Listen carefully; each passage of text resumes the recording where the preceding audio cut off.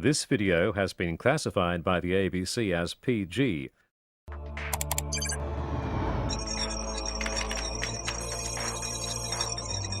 Meet the Catholic Church, owners of a global child sex abuse scandal. In the past 50 years, around 30,000 people in 25 countries have reported abuse by Catholic priests. Church officials stand accused of failing to report cases to secular authorities. In a recent letter of apology to Irish Catholics, Pope Benedict XVI said fast-paced change and secularisation has led to moral decline, blaming modern society. But the Church's own paper trail shows it has known about and failed to deal with the problem for 2,000 years. The first recorded link between priests and paedophilia can be found in a manual for church officials from around AD 60 called Didache. Older than the New Testament, it made the rule clear: thou shalt not seduce young boys. In 309, the Church's Council of Elvira, which dealt with issues of clerical marriage and celibacy, said those who sexually abuse boys may not commune, even when death approaches. In the 8th century, the Penitential of St. Bede, a renowned scholar and monk, argued that clerics sodomizing children should be punished.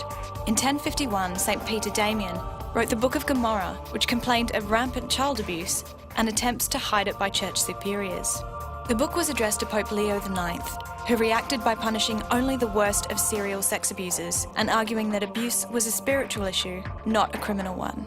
In 1140, a canon lawyer known as Gratian of Bologna called for pedophile priests to be put before secular courts.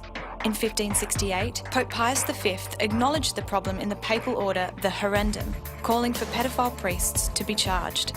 In 1741, Pope Benedict XIV wrote the definitive church document on child sex abuse, the Sacramentum Penitentiae. He recommended the problem be dealt with internally.